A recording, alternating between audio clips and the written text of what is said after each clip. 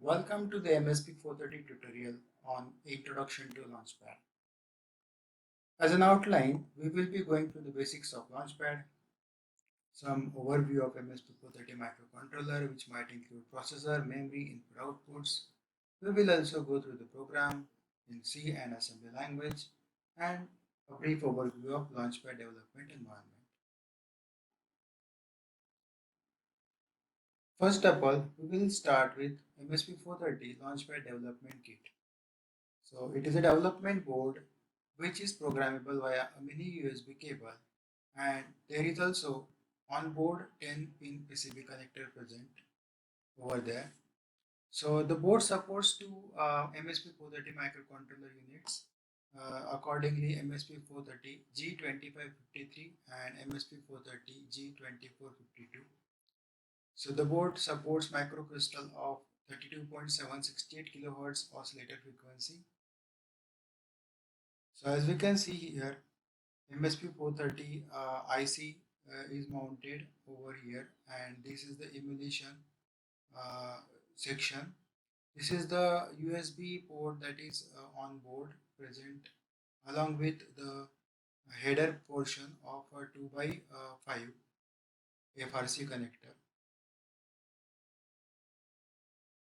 So to get started with this MS430 microcontroller, we will have to first of all understand that a microcontroller is nothing but a small computer on a single IC containing a processor core, a memory, programmable I/O peripherals, which might further include GPIOs, ADCs, UARTs. So there can be PWM, there can be timers, counters, watchdog timer, interrupts, many different possibilities according to supported architectures are there. As a restricted to MSP 430, it incorporates 16-bit RISC CPU, that means reduced instruction set compiler, central processing unit, peripheral set, and a flexible clock system that are interconnected using one human common memory address bus (MAB) and memory data bus (MDB). So this is the pinout of MSP 430 G2553 family. As we can see, it is a 20-pin IC, and the package is often fabricated in DIP, dual inline package. So as we can see here, pin number 1 is DVCC and pin number 20 is DVSS. Accordingly, different ports are also present over there. That means P1, then P2. So for this particular 20-pin family, we are having two ports P1 and P2 accordingly. So port 1 is having 8 pins and port 2 is also having 8 pins, and there are associated uh, timer related pins TA0 CLK, TA0.0 and TA0.1, which are further associated with timer 0A. So further, there are total 8 inputs of analog to digital converter A0 to A7. There is also a provision of reference voltage V reference that is acting as a reference voltage for ADC. There are two outputs for microcontroller clock signals, accordingly ACLK and SMCLK. To be used for universal serial interface, that means very popular port used for serial communication. We are having UCA0 RXD, that is receiver pin, and UCA0 TXD, that is a transmitter pin. For connecting a crystal oscillator, we are having X in and X out pins. There is also an active low reset signal, which is named as RST, and not to be ignored, NMI, that is a non-maskable interrupt input, is also present onto a microcontroller. To view in a better manner, we can also have a look again at 20-pin microcontroller family, that is MSP 430 G2553. We can see again DVCC and DVSS, that is positive supply and a ground supply. This is port 1.0, port 1.1, and again 1.5, 1.6, 1.7. As port 2 is concerned, we can have right from port 0, 2.0 to 2.7.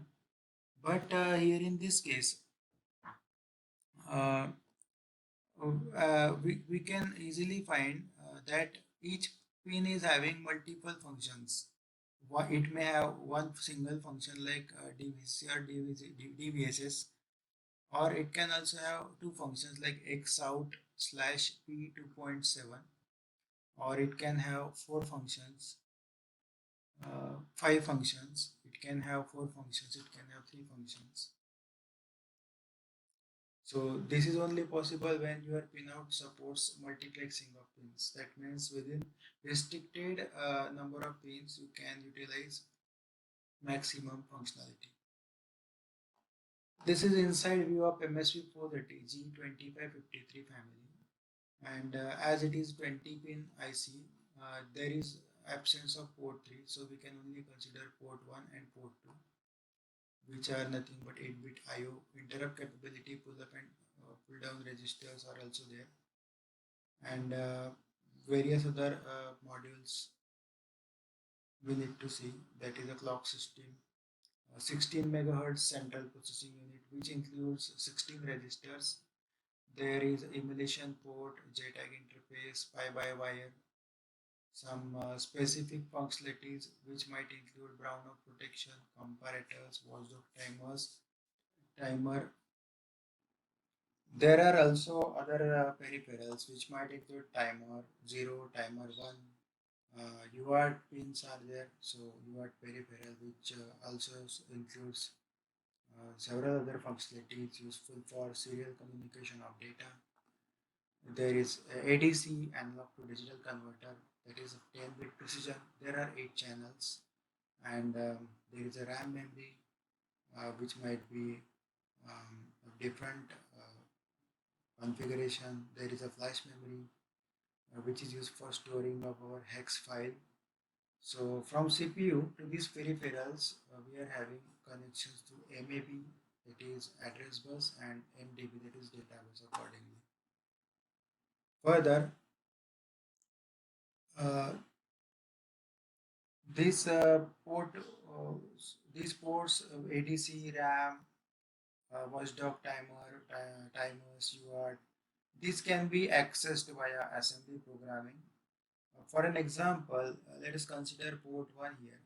If we want to move this word 0x100 as a literal word to port 1, we have to use this instruction accordingly. Move.w, that is move word hash 0x100. That means hash includes immediate literal number 0x100, and this number is to be moved to port 1.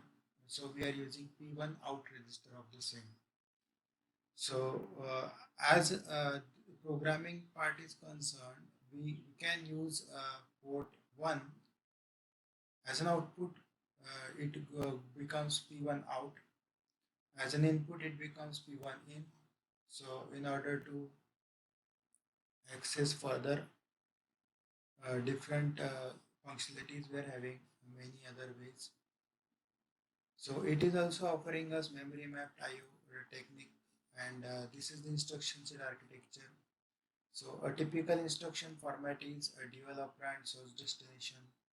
So example is ADD add R4 comma R5, and the operation is like R4 is added with R5 and the result is transferred to R5 register. So one thing to note here is destination uh, register is mentioned at the last of instruction. Single operand instructions are also there which use destination only in in association with your opcode, that is call R8. So in this case, program counter is stored onto top of the stack TOS, and current contents of R8 register are transferred to program counter. So that is why this instruction call R8 makes our control to be shifted to the contents pointed by R8 register, because now the program counter contains R8 register content.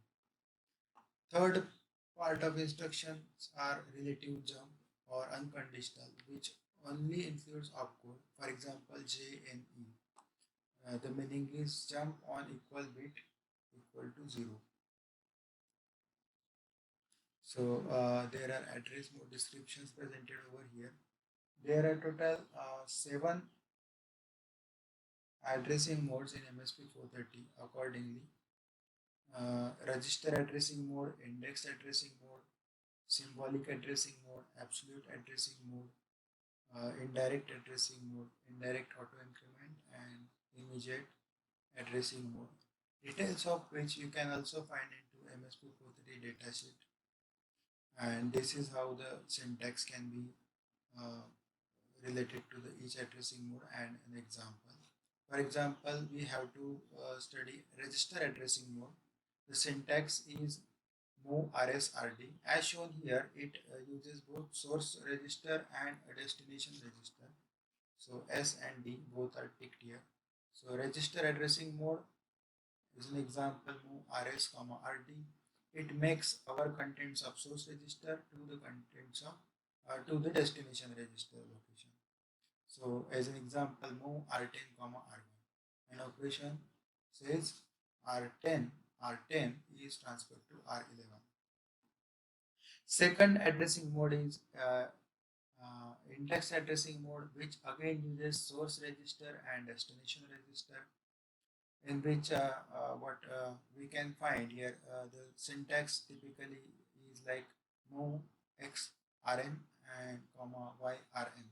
So here again we can find two registers into which we are putting some index here, and that is mentioned by x character.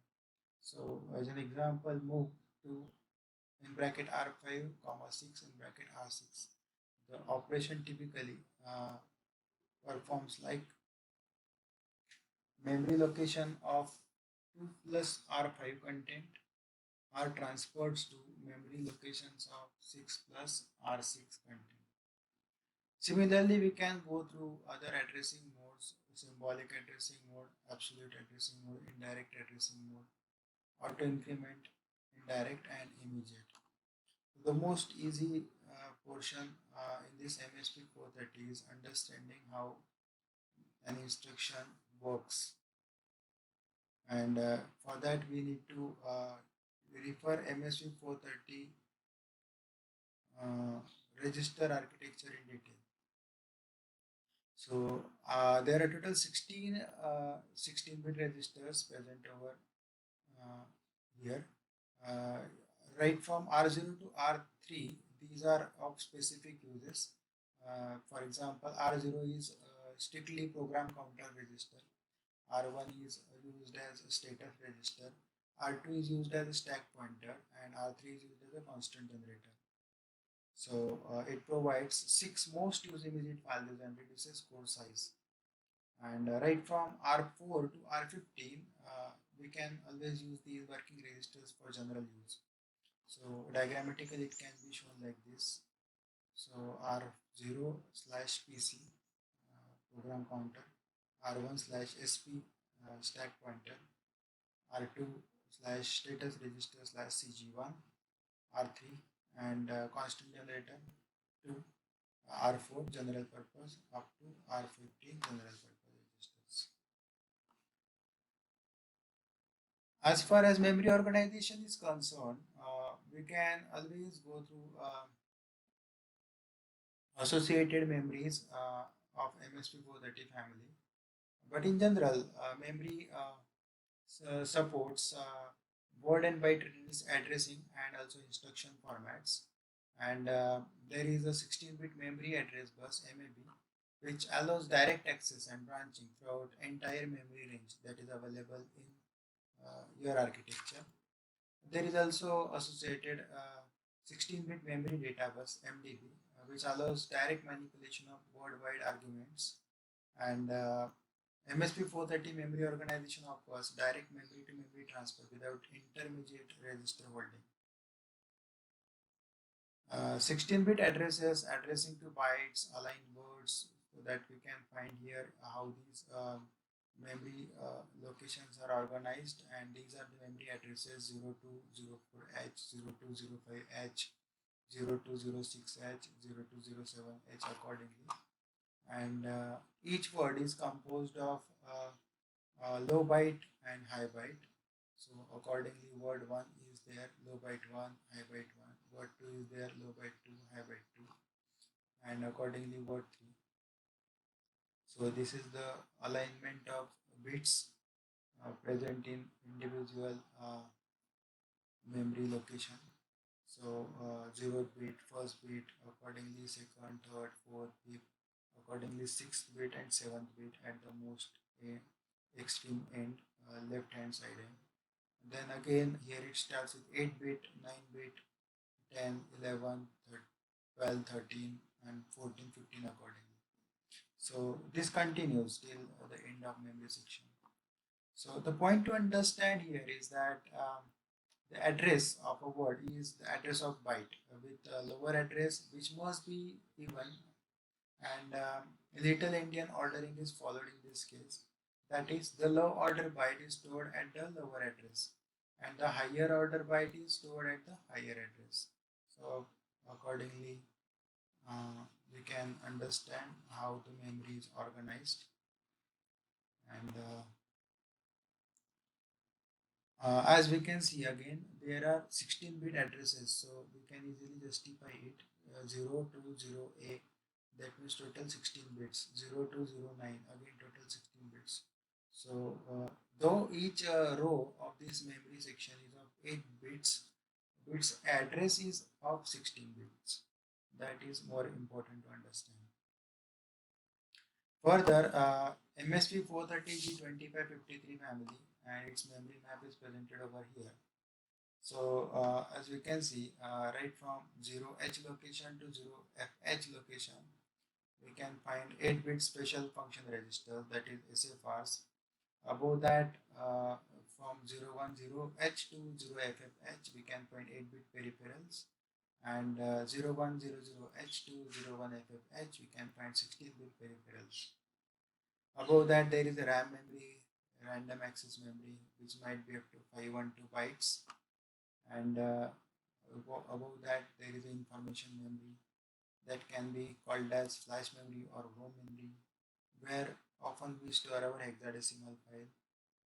And at the very topmost end, there is a interrupt vector table, IVT.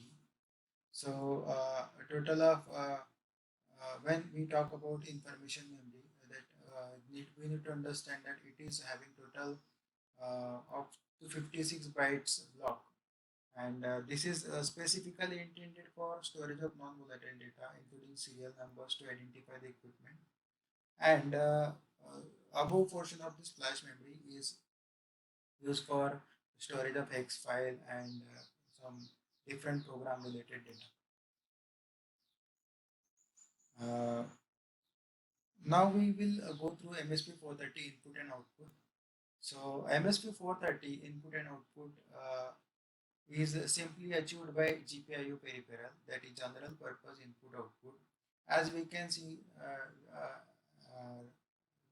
right from the pin diagram, MSP 430G2553 is having two ports, that is P1 of 8 bits and P2 of 8 bits. And these pins can be configured for both input or output.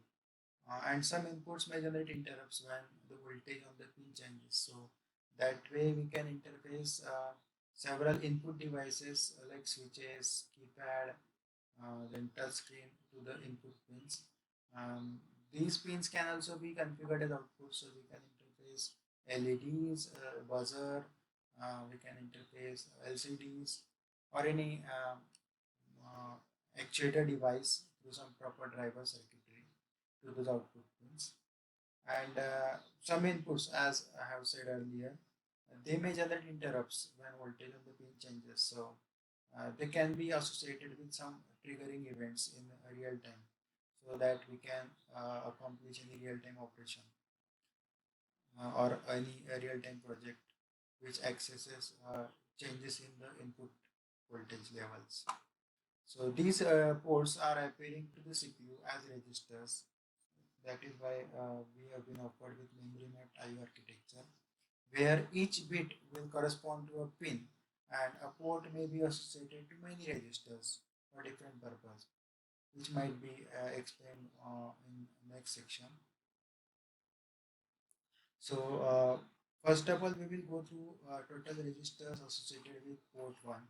So every port is having two modes of operation, that is input and output mode. So for using port 1 as input, we are having P1 in register, and it is nothing but functioning for taking input from port 1. Its address typically is 020H, and description includes 8 bits of data from port 1. Each bit corresponds to one pin. There is output register associated with port 1, that is P1 out, address being 021H, and it is used for outputting 8 bit of data to port 1 pins. Again, in this case also, 1 bit will correspond to 1 pin. Uh, but before setting a particular pin or port either as input or output, we need to define its direction first of all.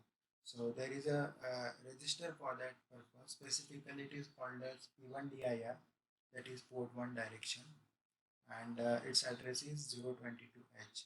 So when bits are written as 1 or 0, they configure a corresponding pin for output or input accordingly. That means when a bit 1 is written in P1 DIR, the corresponding pin to that one logic will be functioning as output. And if we set 0 in P1 DIR, the corresponding pin will be working as input pin. So there is again fourth register associated with port 1, that is called as a P1 ACL, that is select function for port P1, and address being 026H. There is a very special use case of this P1 ACL register, that is when bits written as 1, they configure the corresponding pin for use by the specialized peripheral, and when configured as 0, they can be used as a GPIO. So by default, if we are not paying any attention, special attention to P1 ACL, then all bits inside P1 ACL are by default 0. So that is how making port 1 as GPIO. But if we want any particular pin of port 1 to be associated with some specialized peripheral, then we can set that particular bit to 1 logic. So in order to better understand this, we will go through a sample program onto Launchpad which uses MSP430 IC. So we will go through again in detail with Launchpad development board. Here in this case, it is programmable via a USB pin. So that is called as USB emulator connection. So there is a part and socket interface over here. We are using 20 pin IC. That is again connections are taken outside and available onto headers. So these are called as chip pinouts. There is a special button P1.3 here, and there are LEDs and jumpers connected at P1.0 and P1.6 pin accordingly. There is a special reset button, power connector. Needless to say, it is supplying power to this launchpad, which might be a regulated power supply or it might be a special adapter power supply available with this board. And there are crystal pads present over here, and embedded emulation utility is also present. This is 6 pin EZ430 connector.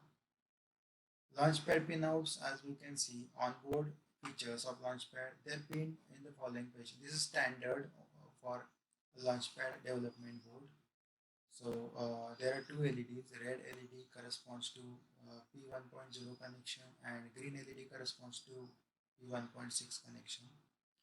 Uh, there are two switches, but one switch is dedicated to reset, But if we want to do any experiment of switch interfacing, or if we want to check if any particular input command works or not, if any particular pin accepts input, so we can always use it for P1.3.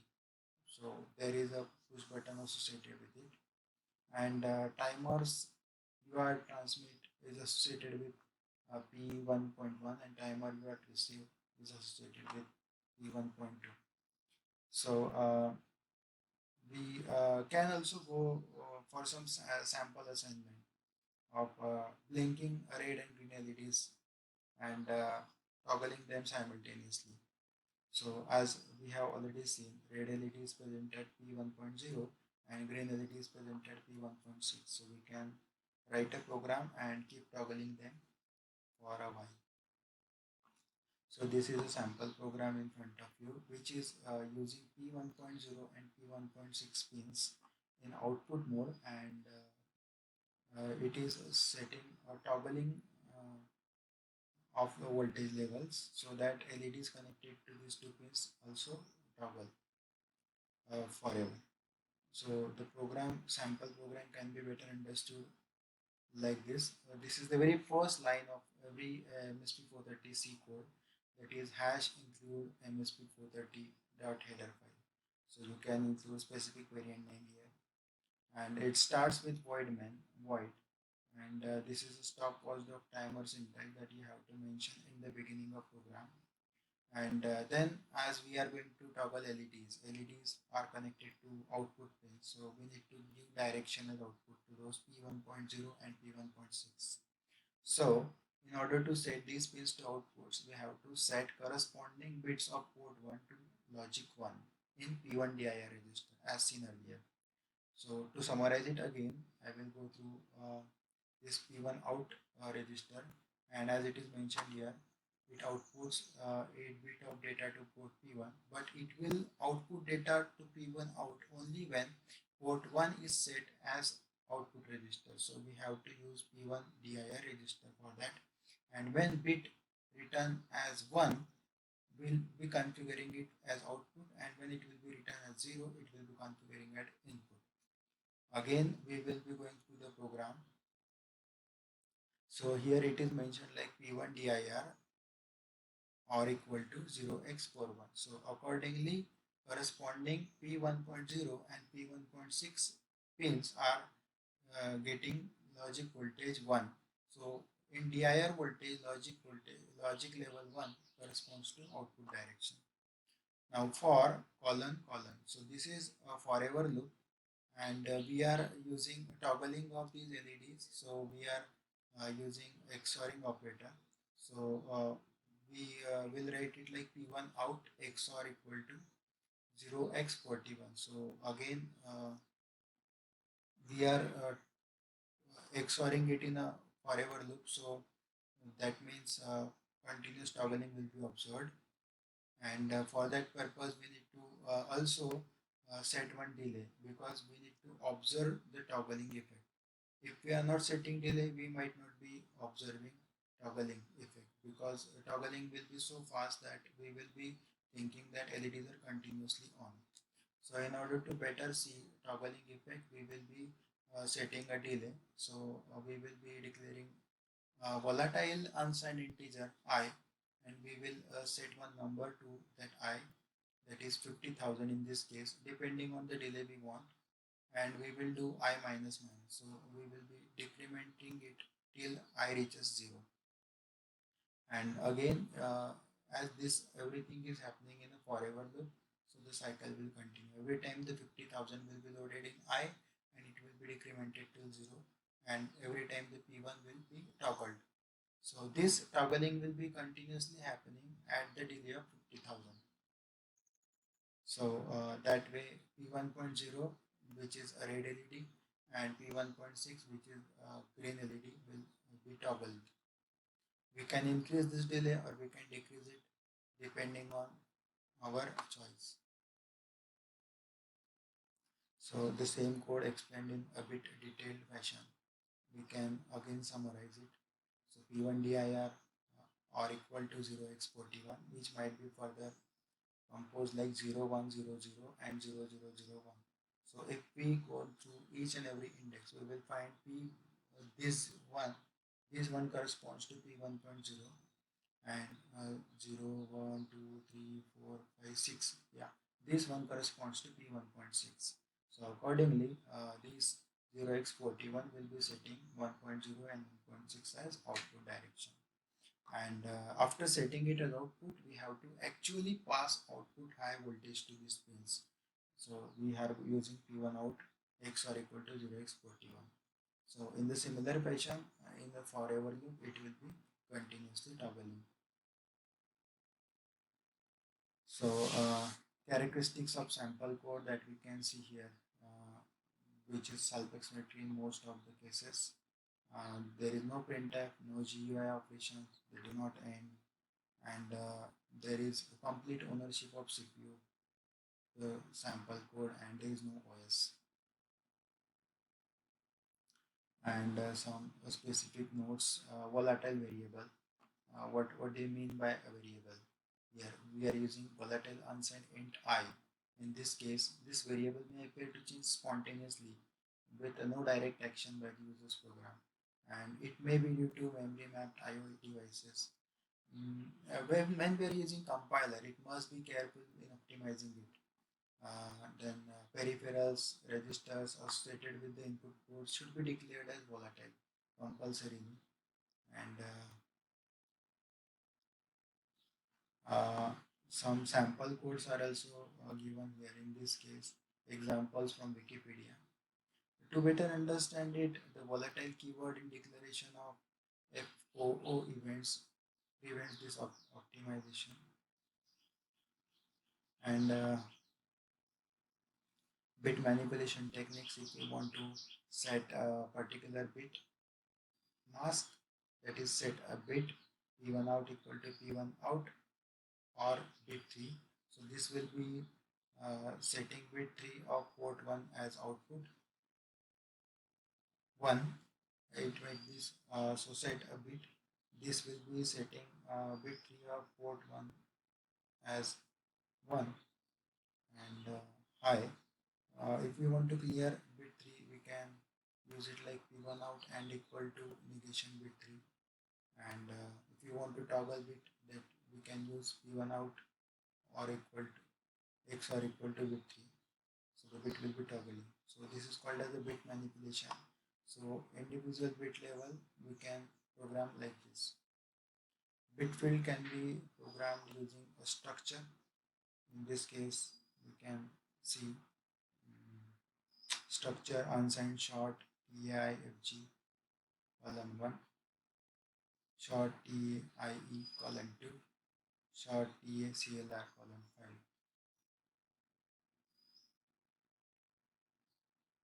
Other aspects of embedded C, in this case, we can see it offers programs for small embedded systems which tend not to contain a lot of complicated manipulation of complex data objects. So usually much code is devoted to the control of peripherals through their special registers, and details of individual bits, bytes, words are important. Uh, some important operations are also there, which might include shifting and rotating of bits, some bit level Boolean logic A and B, and bitwise operators A and B that can be also found, and bit mask for testing and modifying individual bits, as we have seen in earlier slide.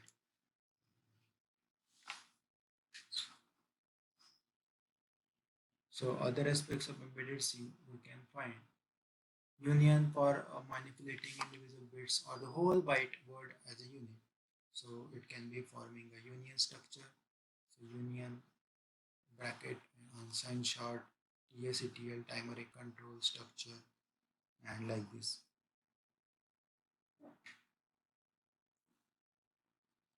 So sample C code for blinking on the red LED. So now you can go through this code again. Here we are only interested in blinking P1.0, that is red LED connected to it. So we can use P1 dir or equal to 0.01, and in the forever loop we can use P1 out x or equal to 0.01 because we want to toggle that LED.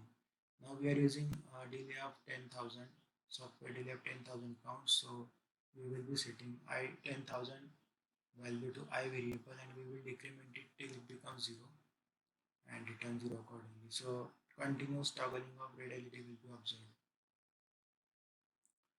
Again, in assembly we can find the same program logic, but written in a different manner. So you can also focus on these comments. Origin 0F800L, that is the location, origin location. We are setting uh, labels toggle stop WDT setup P1 main loop wait L1 label accordingly. So something to know more about this programming is we can always write comments. Well commented code is always better and desired by many project developers and embedded experts. So semicolon can be initiating your comment, and any content, any text that is contained after semicolon will be commented. So it is always a good practice to write comment. So some notes that we need to typically go through it. We can always see where to store the program in memory. So as we have seen, there is a RAM room memory associated with it. So there is a special software called as Code Composer Studio (CCS), and we have to understand it is based on Eclipse, and it is an integrated development environment. It also is referred as integrated debugger and editor (IDE), and it has edit and debug their own perspectives, menus, and windows accordingly. It contains essentially all development tools, so which includes compilers and some TI RTOS based capabilities, that is kernels, and includes one target, the simulator.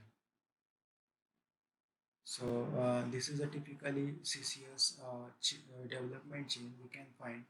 We can always start with editor and editor, compiler, several different stages of this development, and their file outputs are shown here. So edit, we can edit in .c, compiler will convert it to assembler, again .asm, assembler will be uh, assembling different ASM files and converting to the linker, that is .obj file. So linker will be linking these OBJ object files with some library routines, which might be from standard runtime libraries, which might come from Texas Instruments RTOS libraries, and final.out, that is executable.out, will be generated. This .out can also be transferred to the debugger, and debugger can transfer it to the launchpad or a standalone emulator, which includes MSP430 architecture. And there is also a support of various other utilities here in this entire development process, which might be Texas Instruments RTOS configuration utility, and some uh, user command utility, BIOS command utility, target configuration file, that is .ccxml file. This is also very important utility which supports our entire development process. That means right from editing our code to the final deployment of the code onto hardware platform. This is a Code Composer Studio GUI edit perspective. So this is a menu bar typically available. This is a editor where we can type and edit our code. So when we are going to save this code with .c extension, we can find the code will automatically detect the C commands, C syntax, and accordingly highlighting it in different color. So this is a project explorer which contains all the related libraries, include files, source files, and configuration files related to that code. And this is the outline view, which includes declarations and functions used in the project. So this we are going to check for CCS edit right now. There is also a different view which is called the CCS debug. So in CCS debug perspective, we get access to a different graphical user interface where menus and buttons are they are related to debugging functionality. Then there is a debug window which we can use for watching variables, we can browse memory, we can see PC program counter execution point, we can see console window, and we can always have a look at program simultaneously through the editor. And there is again connection type which is specified in target configuration file. What options do users have when connecting to a target, and this window also provides a call stack. So accordingly, here in this case we can see this board is corresponding to Spectrum Digital XDS 510 USB emulator. So in our case it will be different for Launchpad anyways. So this is a standard procedure for getting started with Code Composer Studio.